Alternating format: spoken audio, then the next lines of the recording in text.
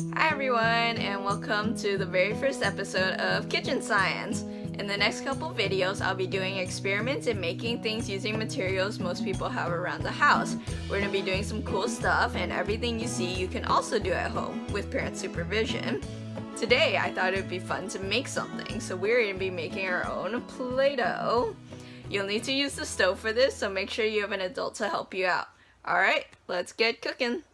So the materials you'll need to make Play-Doh are measuring utensils, half a cup of all-purpose flour, a quarter cup of salt, half a tablespoon of olive or vegetable oil, 1 teaspoon of cream of tartar, half a cup of warm tap water, a pot, food coloring, and something to stir with. So the first thing we're going to do is pour half a cup of warm tap water into the pot and add a couple drops of food coloring. I am going to go with blue. So remember that the more food coloring you add, the darker it'll get. So I'll probably just add like 5 drops and see what happens. Just 1, 2, 3, 4, 5. Next, we're going to add half a tablespoon of oil and give everything a good mix.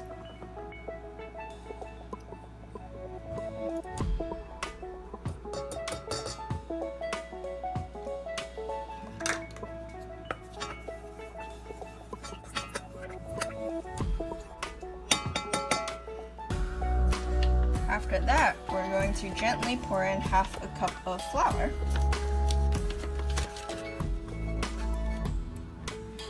Here's half a cup, and we're going to pour this gently because we don't want it to splash everywhere.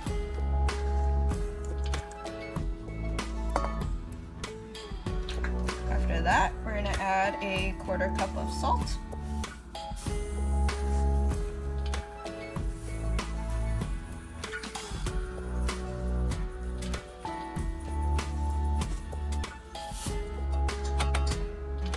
This is a little less than a quarter cup, but I have run out of salt, so you get the idea.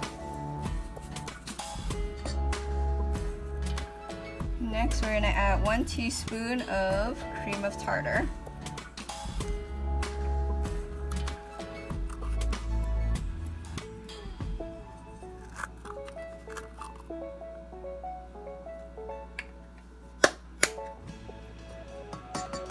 And we're going to give everything a really nice mix.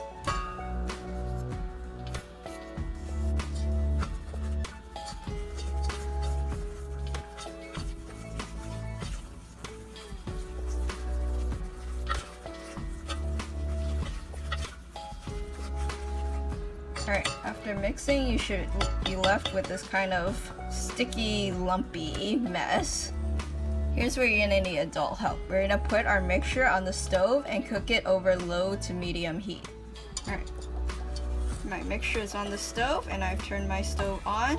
So I'm just going to keep stirring this until it's not really liquidy anymore and I'm able to form kind of like a giant blob with it. And that should take less than 5 minutes, so just keep stirring.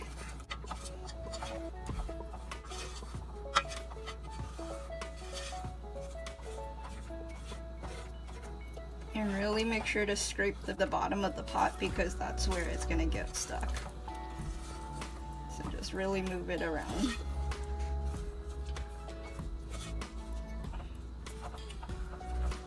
Kind of looks like icing right now. But it definitely gets a lot harder to stir, so this is a good workout for your arms.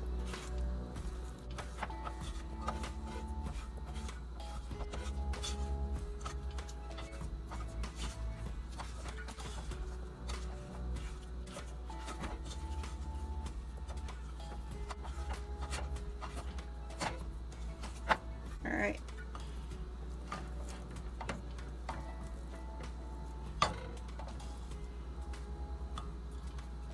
After a couple minutes, I have this kind of weird blue blob here, and that's basically the doneness of your Play-Doh. So I'm just going to turn off my stove, take it off the heat, and I'm going to let it cool for about 5 minutes.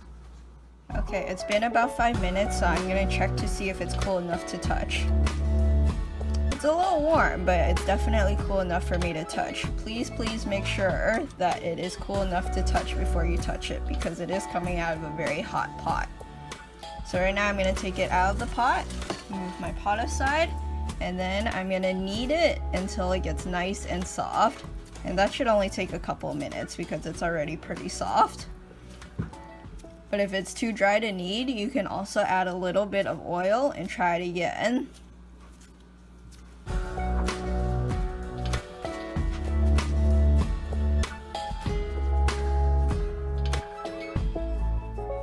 And there we have it, Play-Doh. This is just like the Play-Doh we have in ASP. And if you want different colored ones or glitter Play-Doh, you can try that too. If you want even more than the amount we made right here, just double the recipe and you'll end up with a dinosaur egg amount of Play-Doh. And when you're done playing, just wrap it up in plastic wrap and stick it in a container to keep it nice and soft for next time. Hope you had fun with this and hope you have even more fun playing with your Play-Doh. Make sure to clean up afterwards and see you in the next video.